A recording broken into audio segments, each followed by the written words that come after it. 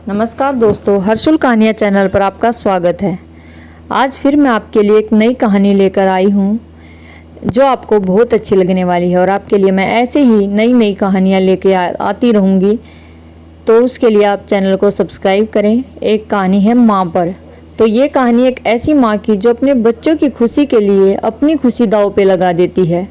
जी हाँ, मैं हर उस माँ के लिए कह रही हूँ जो अपना पूरे जीवन को त्याग कर अपने परिवार के लिए समर्पण कर देती हैं, चाहे वो कितना भी बड़ा और कितना भी छोटा त्याग क्यों ना हो। वो माँ ही होती है जो अपना पेट काट कर अपने हिस्से का खाना अपने बच्चों को खिलाती है। वो माँ ही होती है जो बच्चे को चोट लगने पर रोती है। वो माँ ही है साहब जो अपना सब कुछ समर्पण कर सकती है।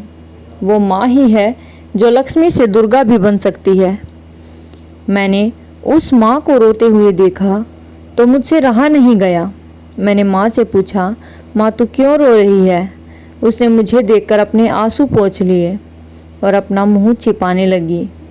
मैंने फिर से पूछा, माँ क्या है, तू क्यों रो रही है?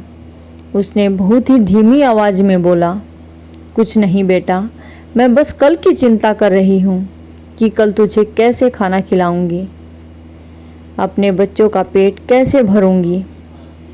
मैंने बोला, माँ तू चिंता मत कर, माँ भगवान सब ठीक कर देगा। माँ ने मेरा हाथ अपने हाथों के बीच पकड़कर बोला, हाँ बेटा, भगवान सब ठीक कर देगा। माँ ने घर घर जाके बर्तन धोने का काम शुरू किया।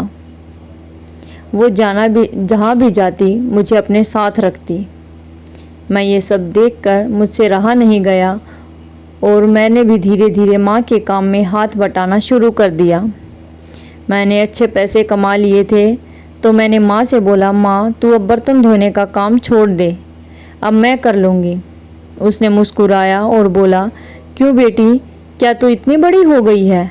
मैं भी मुस्कुराई और उनसे बोली, हाँ माँ, तूने बहुत काम कर लिया, अब तू आराम कर, अब जो भी काम करना होगा वो मैं करूँगी।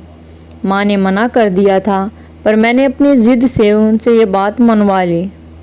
लेकिन मुझे पता नहीं था इस दुनिया में अच्छे लोगों से ज़्यादा बुरे लोग भरे हुए हैं। माँ ने मुझे बोला था कि मैं अपना ख्याल रखूं, लेकिन मुझे ये नहीं पता था कि इस लोग मुझे नोच कर खाना चाहेंगे। लेकिन ये बात मैं अपनी माँ से नहीं बोल सकती थी, क्योंकि अगर उन्हें ये पता चल जाता तो वो टूट जाती। इसके लिए मैंने सोचा कि ये लड़ाई मेरी है तो इसे मैं ही ख़त्म करूँगी। उस दिन मैंने ठान लिया था कि ईंट का जवाब पत्थर से दूँ। मैंने माँ को बिना बताए कराटे सीखना शुरू किया। मैं जल्दी से अपना काम ख़त्म करके 1 घंटा रोज़ कराटे प्रैक्टिस करती।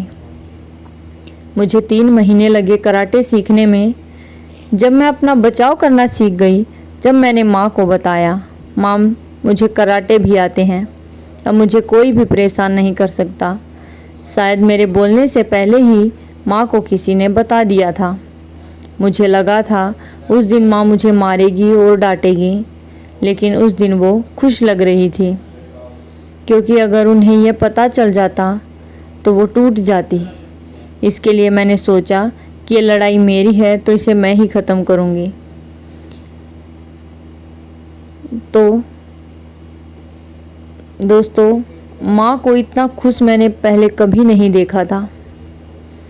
एक दिन मैंने माँ को सिलाई की मशीन लाकर दी और फिर वो बाहर का काम छोड़कर सिलाई शुरू कर दिया। माँ ने तो गरीब औरतों को भी सिखाने लगी वो, जिससे गांव मोहल्ले की औरतें और लड़कियां भी सिलाई सीखने आने लगी, जिससे उन सभी औरतों को दूसरों के यहाँ काम करने जाने की ज़रूरत ही नहीं रही।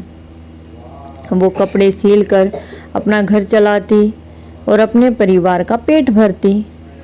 मैंने भी काम छोड़कर छोटी छोटी लड़कियों को कराटे सिखाना शुरू कर दिया, जिससे हमारी तरफ अगर कोई गंदी आँख उठाए तो उसकी आंखें नोचने की हिम्मत हो, बिना किसी से डरे।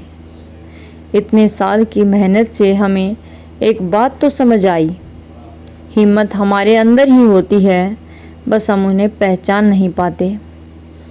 अगर हम ईंट का जवाब पत्थर से देना शुरू कर दें तो कोई भी हमारी तरफ आंख उठाकर देखने से पहले 100 बार सोचेगा।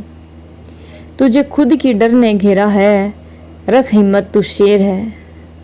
तो दोस्तों, मेरी ये कहानी आपको कैसी लगी? चैनल को लाइक शेयर सब्सक्राइब भी करना, कमेंट भी करना, और मैं आपके लिए ऐसी कहानियाँ लाती रहूँगी। तो दोस्तों, प्लीज़ कमेंट करके बता दिया करो कि कहानियाँ कैसी लग रही हैं आपको, और मुझे हिम्मत मिलती रहेगी, आगे इससे भी अच्छी कहानियाँ लाऊंगी।